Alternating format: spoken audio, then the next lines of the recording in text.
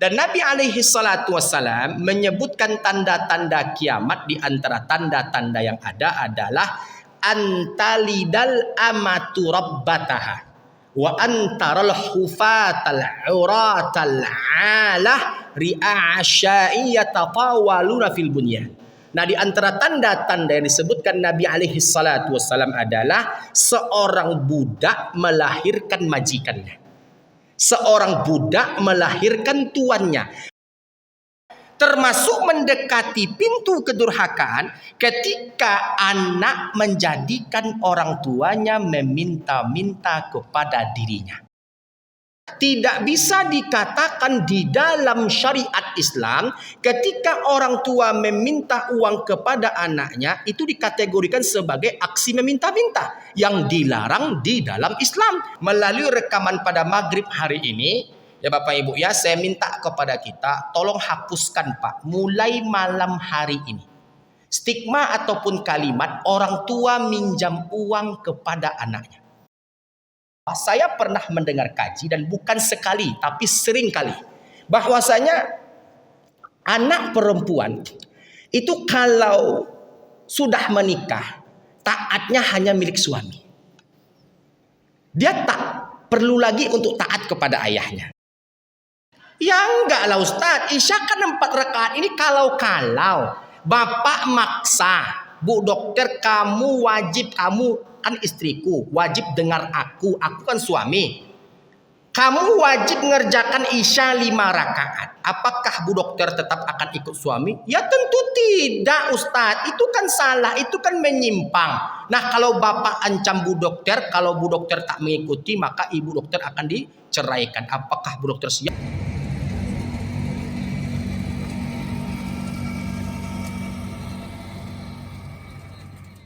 Baik Bapak Ibu yang berbahagia, kita sekarang berada di akhir zaman. Dan tanda-tanda akhir zaman itu sudah sama-sama dapat kita saksikan dan tidak dapat kita pungkiri.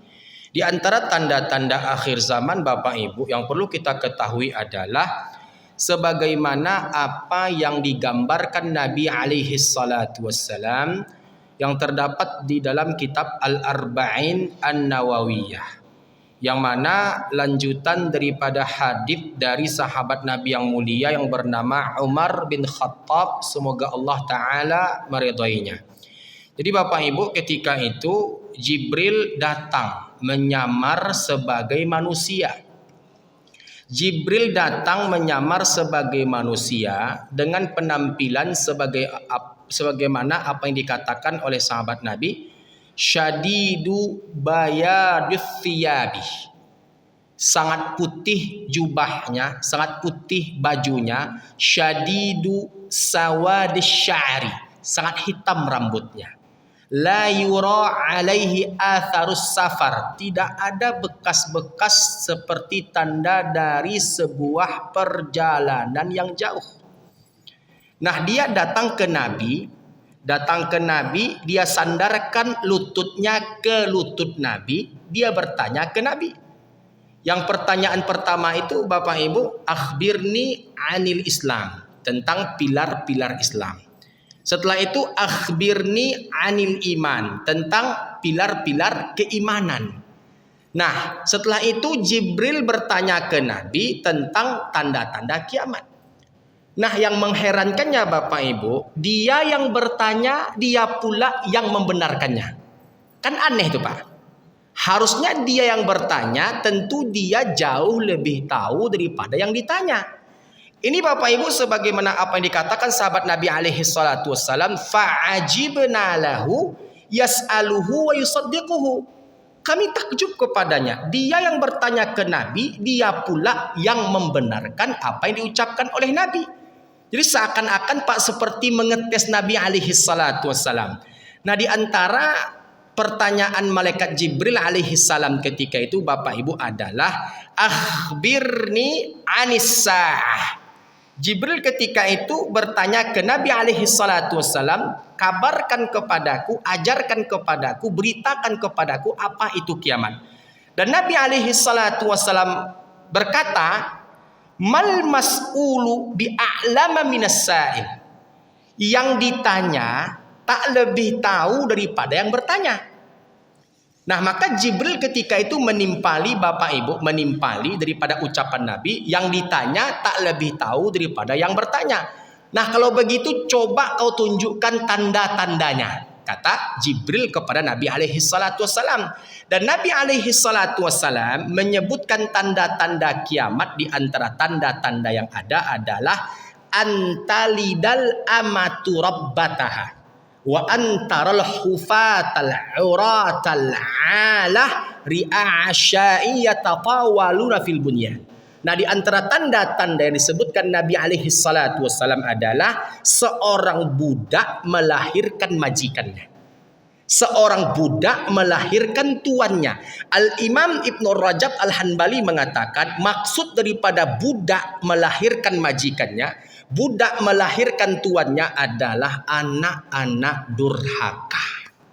Dan Bapak Ibu, kita sama-sama perhatikan sekitar sebulan atau 2 bulan yang lalu, saya mendengar sebuah pemberitaan di media sosial, lebih tepatnya di televisi, Bapak Ibu, di patroli Indosiar. Saya mendengar berita anak kandung melaporkan ibu kandungnya ke pihak kepolisian dalam rangka untuk memenjarakan ibu kandungnya. Singkat cerita Bapak Ibu, dari laporan itu ternyata anak kandung itu punya sengketa masalah tanah, entah masalah hutang piutang. Nah, 2 tahun sebelum itu Bapak Ibu, saya masih ingat ketika COVID, anak kandung melaporkan ibu kandungnya sampai ketika itu dimediasi oleh pihak penyidik. Pihak penyidik Pak sampai bermohon-mohon, tolong kau cabut laporanmu.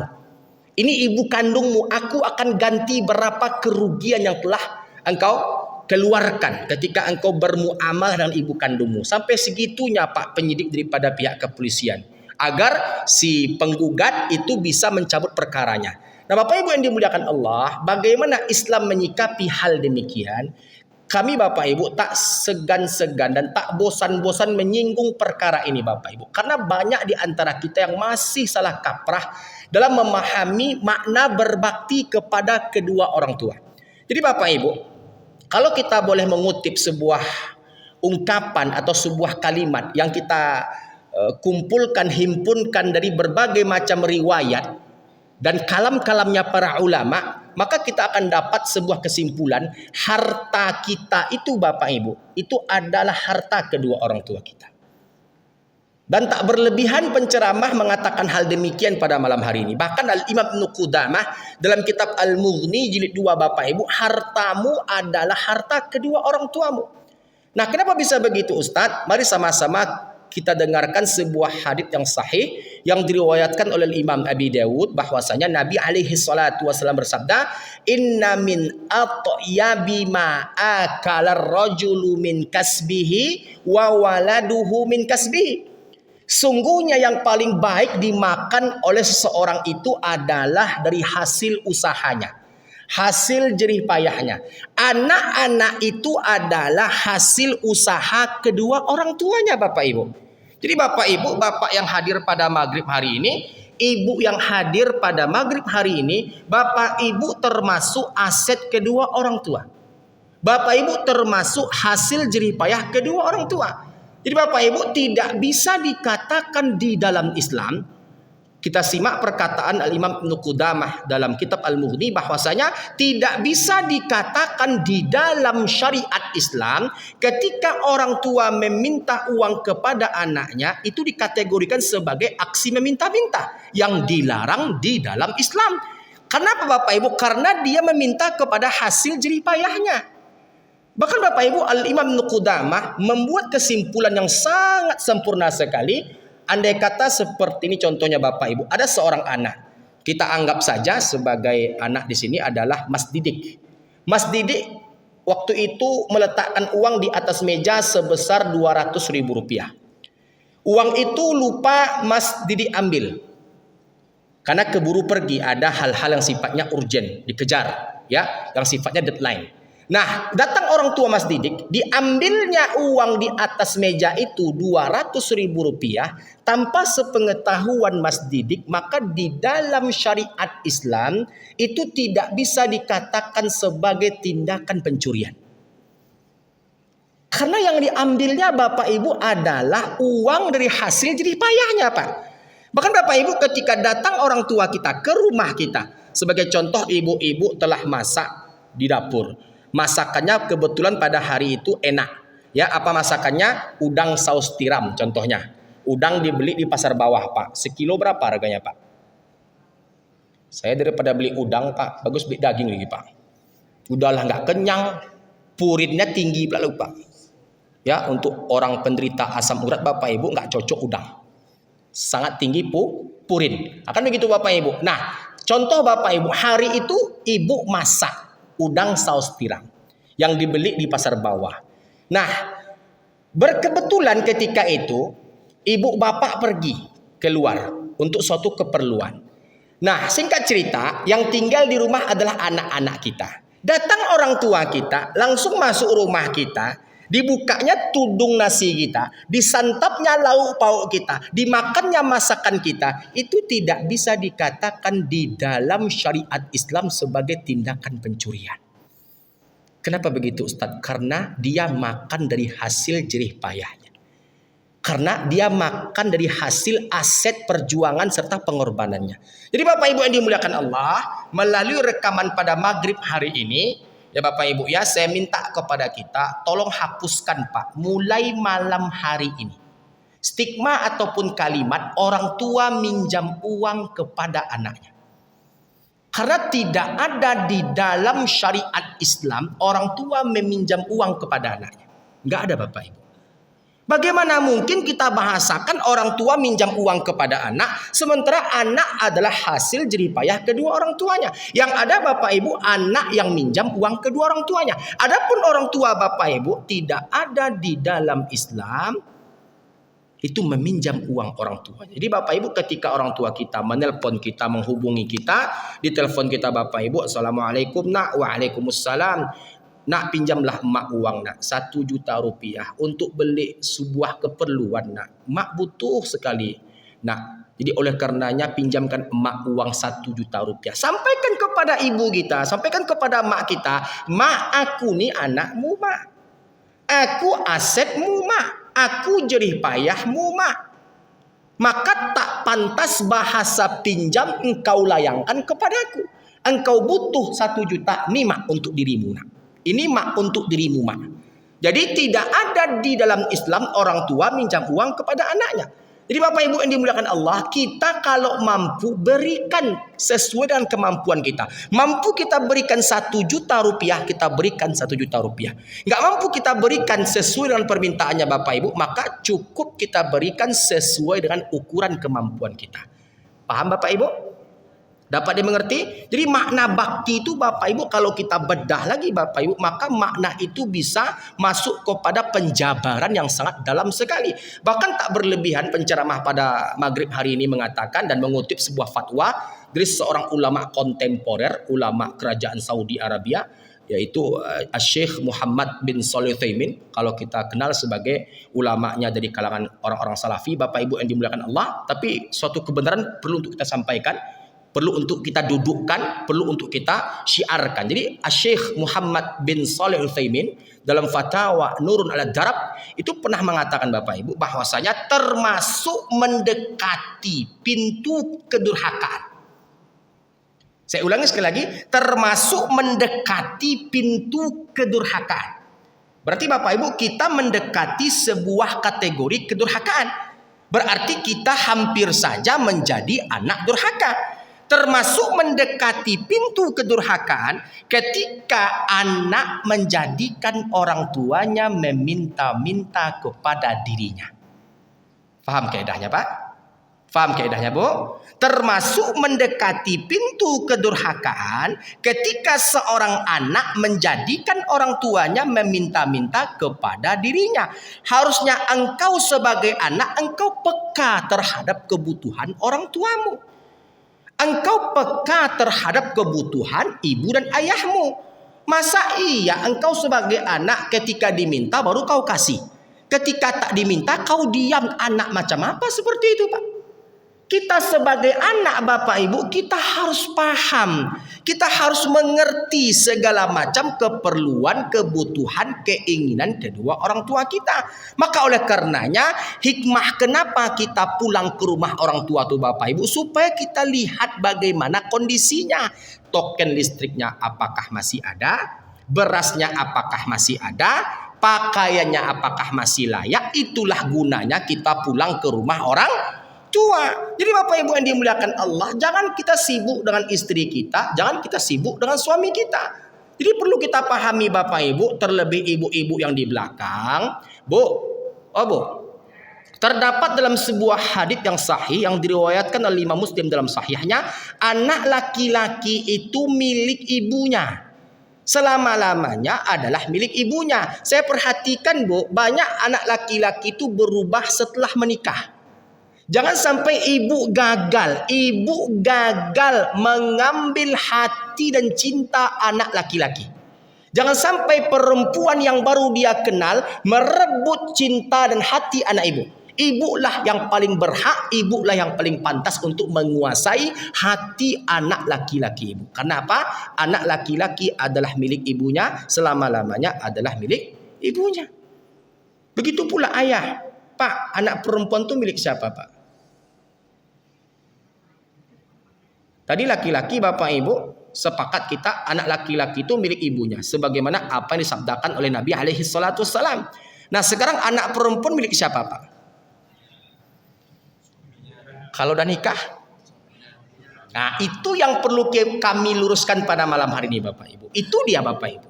Jadi Bapak Ibu yang dimuliakan Allah, untuk ibu anak perempuan, istri-istri. Bu, ibu masih ingat hari ibu menikah hari apa? Tanggalnya tanggal berapa? Lauk pauknya apa? Hidangannya. Maharnya apa, Bu? Siapa walinya? Siapa saksinya? Bagaimana pelaminannya? Kan masih ingat kan, Bu? Nah, ibu masih ingat ketika ayah ibu berkata kepada suami ibu. Apa perkataan ayah ibu kepada suami ibu ketika itu? Wahai fulan. Iya, Pak. Betul? Aku nikahkan engkau dengan putri kandungku Fulanah binti Fulan, dengan mahar yang disebutkan dibayar tunai. Apa jawab suami ibu ketika itu? Aku terima nikah dan kawinnya Fulanah binti Fulan dengan mahar disebutkan dibayar tunai. Yang pindah pada hari itu Bapak Ibu bukan kepemilikan. Yang pindah pada hari itu adalah tanggung jawab. Anak perempuan sebelum menikah itu berada di bawah tanggung jawab ayahnya. Sandang pangan papannya di bawah tanggung jawab ayahnya. Semua kebutuhannya di bawah tanggung jawab ayahnya. Nah setelah dia menikah, tanggung jawab itu berpindah kepada suami. Jadi Bapak Ibu yang dimuliakan Allah, taat ke suami itu ketika suami taat kepada Allah, bukan pindah kepemilikan. Bu, ketika suami tak sanggup lagi menafkahi kita, kemana ibu dipulangkan? Kemana ibu dipulangkan? Ke ayah ibu. Jadi Bapak Ibu yang dimuliakan Allah Tabaraka wa Ta'ala, saya pernah mendengar kajian Bapak Ibu. Dan kajian ini saya nggak tahu apakah ustadz yang menyampaikan kaji ini, apakah telah mengkaji apa yang disampaikannya, atau hanya sekedar ikut-ikutan saja.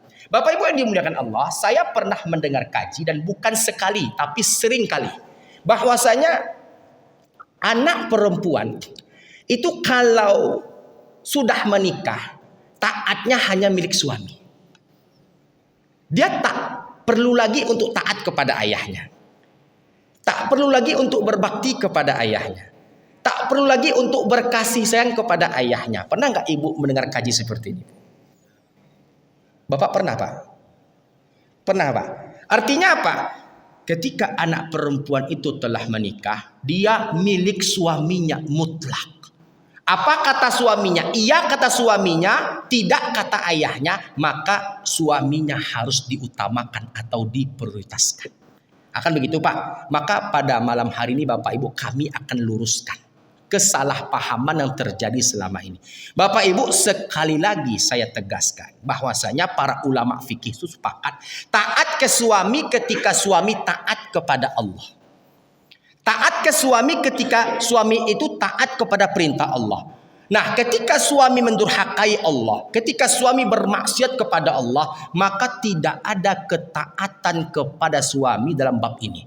Bu, boleh nggak sebagai seorang istri menggugat cerai suaminya dikarenakan suaminya melakukan kekerasan dalam rumah tangga? Boleh nggak seorang istri menggugat cerai suaminya dikarenakan suaminya itu narkoba? Boleh nggak seorang istri menggugat cerai suaminya dikarenakan suaminya itu main perempuan? Boleh nggak seorang istri itu menggugat cerai suaminya dikarenakan suaminya itu tidak sholat, tidak puasa? Artinya Bapak Ibu ada porsi-porsi di mana perempuan memiliki hak untuk membela diri. Nah Ustadz, kami pernah Ustadz mendengar sebuah hadits dan dipopulerkan oleh banyak Ustadz. Ada sebuah riwayat dikatakan Bapak Ibu, dan Bapak Ibu pasti sering mendengar hadits ini. Seperti ini Bapak Ibu lebih kurangnya. Ada seorang anak perempuan. Anak perempuan ini dia statusnya sebagai seorang istri. Ya, suaminya pergi berperang. Dikatakan ada yang mengatakan pergi berperang, ada di medan perang. Di satu sisi ada yang mengatakan di luar kota untuk mencari nafkah. Nah, jadi perempuan ini ditinggal perang oleh suaminya atau ditinggal mencari nafkah oleh suaminya. Di sisi lain, perempuan ini punya ayah yang sedang sakit keras. Ayah ini Bapak Ibu sakit keras sampai menyebabkan kematiannya. Semenjak sakit Pak, semenjak sakit Bu, si anak perempuan. Padahal di dalam kisah ini Bapak Ibu dikisahkan rumah mereka bersebelahan. Jadi Bapak Ibu yang dimuliakan Allah, saking taatnya kepada suami karena belum mendapatkan izin suami, Pak berhubung suaminya belum pulang. Jadi dia tak bisa melayat ke rumah ayahnya, menengok ayahnya yang sedang sakit sampai ayahnya meninggal. Bapak Ibu tak bisa dia bertakziah, mengikuti segala macam proses penyelenggaraan jenazah ayahnya sampai pemakaman.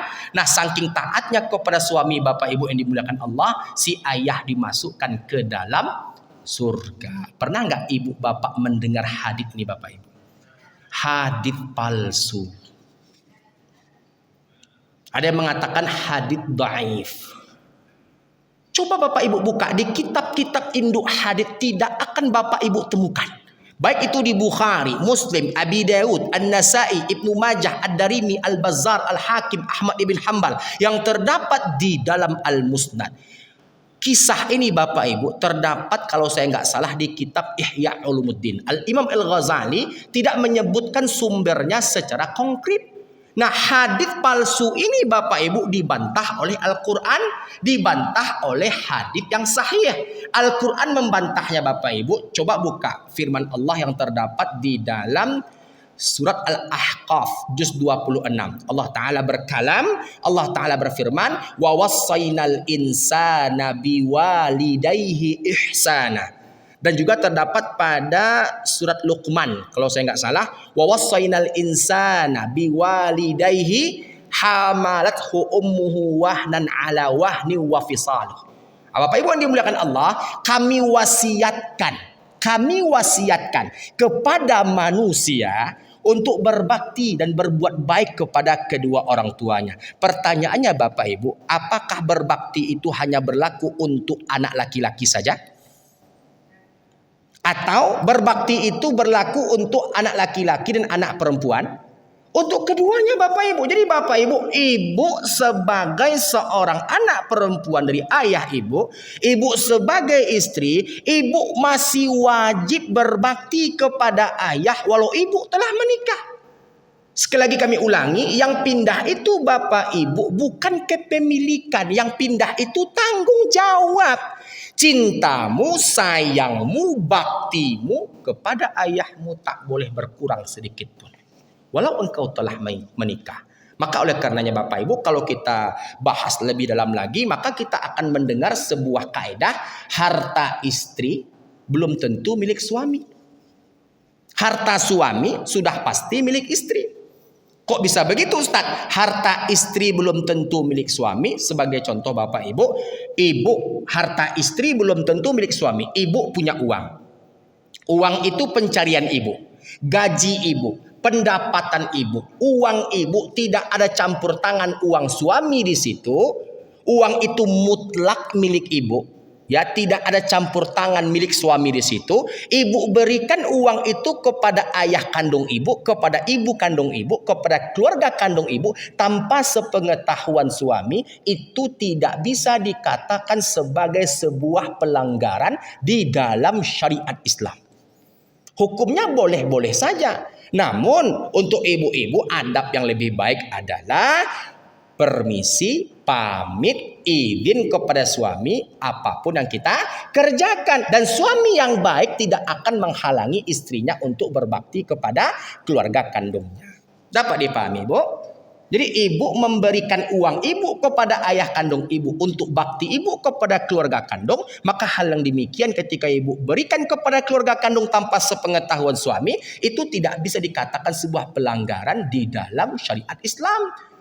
Jadi uang ibu mutlak milik ibu. Nah ketika suami minjam uang ibu, maka wajib diganti hukumnya. Paham, Bu? Ini bapak cemberut sepertinya nih Pak. Ibu-ibu senyum-senyum. Jadi begitu kaedahnya, Bu. Nah, harta suami sudah pasti milik istri. Bagaimana contohnya Ustadz? Contoh, ya Bu ya, Bapak Ibu, Bapak mobil khusus jangan salah paham kepada saya. Saya hanya menyampaikan ilmu, Pak. Saya hanya menyampaikan kaedah. Harta suami sudah pasti milik istri. Contoh, Bu, contoh.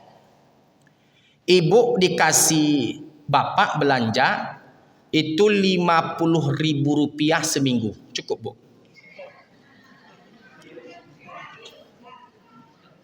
Totalnya berarti sebulan Rp200.000. Cukup, Bu? Cukup. Kata Mas Didik cukup katanya, Bu. Cukup 50.000 seminggu cukup. Cukup Pak Haji? Cukup Pak Haji? Cukup, Bu. Cukup. 50.000 besar tuh, Bu, seminggu tuh, Bu. Ketawa dek tuh, Pak, Masya Allah. Cukup, Bu, cukup. Kenapa cukup? Contoh, ibu pagi itu sarapan. Ya sarapan bukan pakai lontong, apalagi lontong Medan atau lontong Mintuo, bukan. Sarapan pagi ibu 1 saset energen. Makan siang nasi pakai garam. Sore sampai malam nggak makan lagi. Begitu seterusnya, Bu. Insya Allah sebulan masuk rumah sakit awal bros. Nggak cukup, makanya ibu sesekali bawa bapak belanja ke pasar biar bapak tahu semua bahan kebutuhan itu pada mahal. Contoh nih, Bu, contoh. Tadi saya bercanda. Contoh, semua keperluan kita, semua kebutuhan kita, contohnya kalau kita totalkan 4 juta rupiah. 4 juta rupiah. Suami mampu memberikan uang 4 juta rupiah. Lain cerita kalau suami nggak mampu.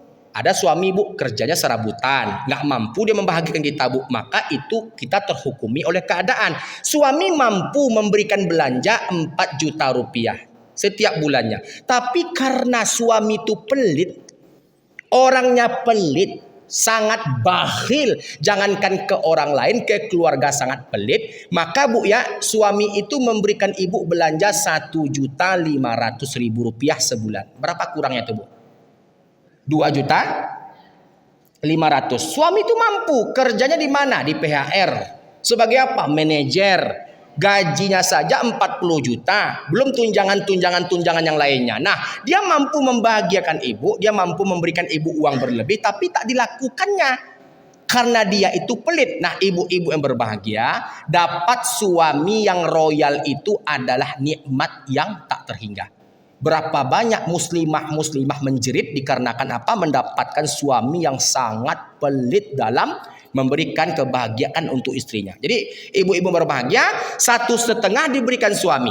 Sementara kebutuhan kita 4 juta rupiah. Ibu ambil uang suami 2.500.000 rupiah. Ibu ambil uang suami 2.500.000 rupiah tanpa sepengetahuan suami, itu tidak bisa dikatakan sebagai tindakan pencurian. Hati-hati Pak, dompet-dompet Bapak sebelum hilang. Dari sekarang bapak-bapak cobalah berhenti untuk menjadi orang pelit. Tapi ibu mengambil sesuai dengan kadar yang dibutuhkan. Tadi kurangnya berapa Bu? 2.500.000 rupiah. Enggak boleh lebih. Kalau lebih pancilok namanya itu. Nah, Ustadz, apakah itu ucapan antum saja atau ada dalil yang menyertai itu? Bapak Ibu yang dimuliakan Allah, agama itu dibangun di atas dalil Al-Quran dan Sunnah Nabi alaihi salatu wassalam. Dalilnya adalah buka kitab Syiar A'lamin Nubala yang dikarang oleh Imam Az-Zahabi rahimahullah. Buka kitab Al-Bidayah wan Nihayah yang dikarang oleh Imam Ibnu Katsir. Bahwasanya dikisahkan ketika penaklukan kota Mekah, Nabi bersama 10.000 pasukan dari Madinah menuju Mekah. Mekah ketika itu ditaklukkan. Nah, ketika Mekah tertaklukkan, orang-orang berbondong-bondong masuk Islam sampai turunnya firman Allah, Bismillahirrahmanirrahim, idza jaa nasrullahi wal fath wa ra'aitan nasa yadkhuluna fi dinillahi afwaja. Orang-orang berbondong-bondong masuk Islam. Nah, yang masuk Islam ketika itu Bapak Ibu diantaranya adalah Hindun binti Utbah radhiyallahu taala anha. Semoga Allah taala meridhoinya. Dia masuk Islam. Ibu tahu siapa Hindun? Yang mengunyah-ngunyah jantung Hamzah, Bu. Dirobeknya dada Hamzah, Pak. Dikunyah-kunyahnya jantung Hamzah, Bapak Ibu, dimuntahkannya kembali. Saking dendamnya kepada Hamzah, paman Nabi alaihi salatu wassalam ketika perang Uhud. Nah, itu Hindun binti Utbah, istrinya Abu Sufyan. Nah, ketika Hindun binti Utbah masuk Islam, dia menyatakan keislamannya di depan Nabi alaihi salatu wassalam, inni asyhadu an la ilaha illallah wa asyhadu anna muhammadar rasulullah. Nah, setelah dia menyatakan keislamannya di depan Nabi alaihi salatu wassalam, Hindun binti Utbah curhat ke Nabi. Ya Rasulullah, suamiku Abu Sufyan orangnya sangat pelit sekali. Sangat pelit sekali. Apa yang harus aku lakukan ya Rasulullah, kata Hindun binti Utbah. Maka Nabi katakan, ambillah uang Abu Sufyan secukupnya, seperlunya, tanpa sepengetahuan Abu Sufyan, penuhi semua kebutuhan engkau. Apakah Nabi mengajarkan Hindun mencuri? Tidak, Pak. Nabi mengajarkan Hindun mengambil haknya yang ditahan oleh Abu Sufyan. Jadi Bapak Ibu mengambil uang yang itu semestinya menjadi hak ibu yang ditahan oleh suami, maka itu tidak bisa dikatakan sebagai tindakan pencurian, Pak. Karena yang diambilnya adalah haknya sendiri. Dapat dipahami, Pak? Nah, jadi oleh karena itu Bapak Ibu yang dimuliakan Allah, kita anak perempuan yang berstatuskan sebagai istri dari suami kita, kita masih wajib berbakti kepada ayah kita. Walau kita telah menikah. Jadi tidak ada beda Bapak Ibu. Anak laki-laki kepada ibunya, kepada ayahnya. Anak perempuan kepada ayahnya, kepada ibunya. Tidak ada yang berubah, tidak ada yang berbeda. Tidak boleh walau cuma 1% sekalipun.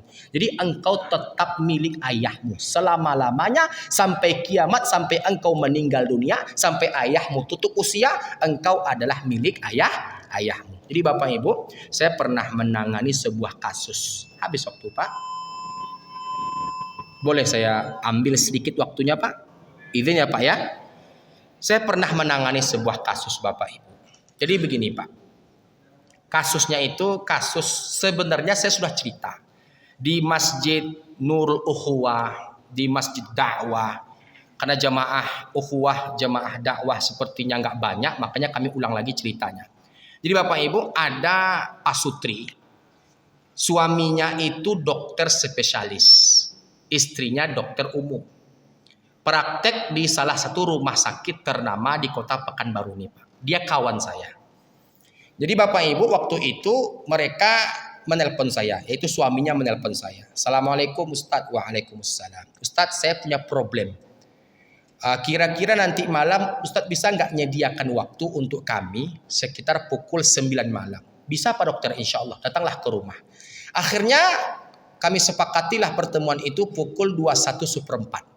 Ya, jam 9 malam lewat 1/4. Nah, setelah itu Bapak Ibu datanglah mereka, Pak Dokter dan Bu Dokter. Saya bukakan pagar, saya persilahkan masuk, maka kami bercengkrama ringan, bercerita ringan sebelum masuk kepada inti pembahasan. Nah, ketika masuk kepada inti pembahasan, si ibu dokter menangis. Ceritanya begini Bapak Ibu, kita tak sebut nama, jadi kita bukan membuka aib seorang Bapak Ibu, kita bukan menggibah seorang karena orangnya kita nggak tahu dan nggak kenal, kan begitu Pak. Jadi Bapak Ibu, Bu dokter berkata kepada saya sambil menangis, Ustaz, iba hati saya Ustaz, sedih hati saya Ustaz, sambil menangis Bapak Ibu.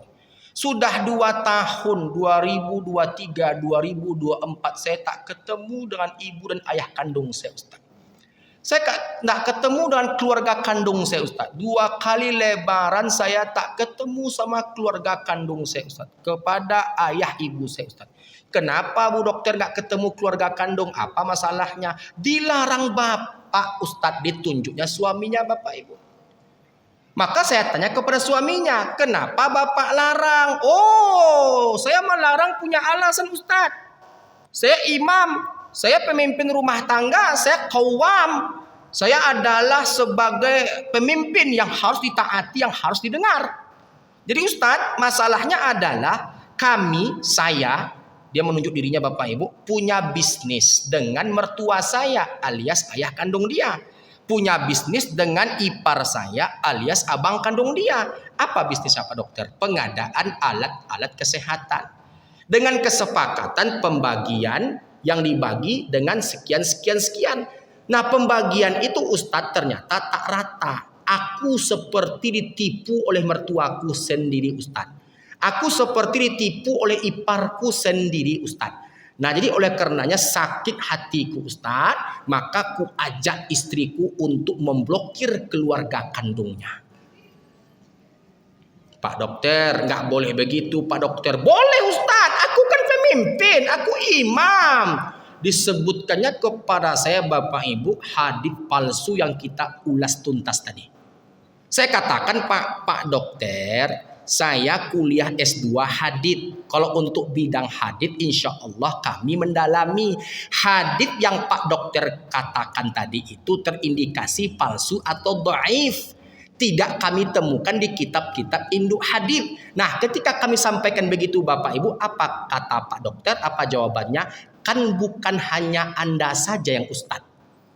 Yang Ustadz kan banyak di kota Pekanbaru ini yang menyampaikan bahwasanya ini adalah hadits. Nggak mempan Pak, disampaikan dalil Quran nggak mempan, disampaikan dalil hadits nggak mempan, disampaikan fatwa ulama nggak mempan.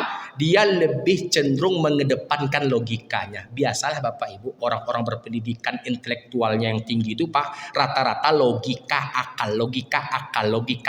Nah itulah kenapa kita para ustadz tuh Bapak Ibu harus wajib menguasai dalil logika. Ada kalanya jemaah kita, masyarakat kita, masyarakat kita dan siapapun itu kadang-kadang Bapak Ibu ada yang iseng-iseng suka ngetes Ustadz pakai dalil logika. Nah Bapak Ibu yang dimuliakan Allah, karena nggak mempan akhirnya saya kembali kepada Bu Dokter. Bu Dokter, tadi Bu Dokter kesini kan jam 9:04. Iya Ustadz. Apakah Bu Dokter sudah mengerjakan Isya berjemaah tadi? Sudah. Sama siapa? Sama Bapak. Siapa imamnya? Bapak. Berapa rakaat Isya yang Bu Dokter kerjakan? 4 rakaat Ustaz. Kalau seandainya Bapak memaksa 5 rakaat, apakah Bu Dokter ikut? Ya enggak lah Ustaz. Isya kan 4 rakaat. Ini kalau Bapak maksa. Bu Dokter kamu wajib, kamu kan istriku, wajib dengar aku kan suami. Kamu wajib mengerjakan Isya 5 rakaat. Apakah Bu Dokter tetap akan ikut suami? Ya tentu tidak Ustadz. Itu kan salah, itu kan menyimpang. Nah kalau Bapak ancam Bu Dokter, kalau Bu Dokter tak mengikuti maka Ibu Dokter akan diceraikan. Apakah Bu Dokter siap? Oh saya siap Ustadz. Demi taat kepada Allah, saya akan siap menerima cerai daripada suami saya. Apa kata saya Bapak Ibu? Bagus. Nah pertanyaan kedua, Bu Dokter, kalau Bu Dokter tak mau mengikuti Bapak dikarenakan Bapak mengajak kepada kemungkaran, yaitu apa? Mengerjakan Isya 5 rakaat. Sekarang tolong jawab pertanyaan kedua. Memutuskan silaturahmi itu baik atau buruk? Baik atau buruk Pak? Baik atau buruk, Bu? Nah, kalau buruk, kenapa ibu ikut suami? Tadi Bu Dokter nggak mau ikut suami dikarenakan suami paksa Isya itu 5 rakaat. Karena ibu tahu Isya itu 4 rakaat. Nah sekarang giliran memutuskan silaturahmi. Kenapa ibu ikut? Kedua-duanya terdiam, Pak. Nah si bapak nggak terima. Oh nggak bisa begitu buat analogi Ustadz. Nggak bisa begitu buat perumpamaan Ustadz. Oh sekarang panjenengan Pak Dokter saya tanya. Panjenengan itu kenal Bu Dokter umur berapa? Umur 30. Nikahnya umur berapa? Umur 31. Nah Bu Dokter kenal ayahnya umur berapa? Bu Dokter kenal ibunya umur berapa? Bu Dokter kenal abangnya umur berapa? Pak Dokternya terdiam. Pertanyaan kedua Pak Dokter, dalam Islam apakah ada mantan suami? Ada Pak? Dalam Islam apakah ada mantan istri? Dalam Islam apakah ada mantan ayah? Dalam Islam apakah ada mantan ibu? Dalam Islam apakah ada mantan abang? Nah di situ saja Pak Dokter sudah menyalahi. Nah maka oleh karenanya Pak Dokter harus menjadi orang yang gentleman Pak. Bapak kalau ribut Bapak aja. Nggak usah bawa-bawa ibu, bawa-bawa anak-anak, nggak boleh. Ibu kalau mengajukan gugatan ke pengadilan agama, ibu punya alasan yang cukup kuat untuk menggugat cerai bapak ke pengadilan. Dan bapak dalam kitab Fiqhus Sunnah yang dikarang oleh Imam Syed Sabiq, kalau bapak hidup di masa pemerintahan Khalifah Umar bin Khattab, bapak dipenjara 3 tahun. Akhirnya bapak ibu masalah selesai. Intinya bapak ibu taat ke suami itu ketika suami taat kepada Allah. Ketika suami mendurhakai Allah, tidak ada ketaatan kepada makhluk dalam bermaksiat kepada Allah Tabaraka wa Ta'ala.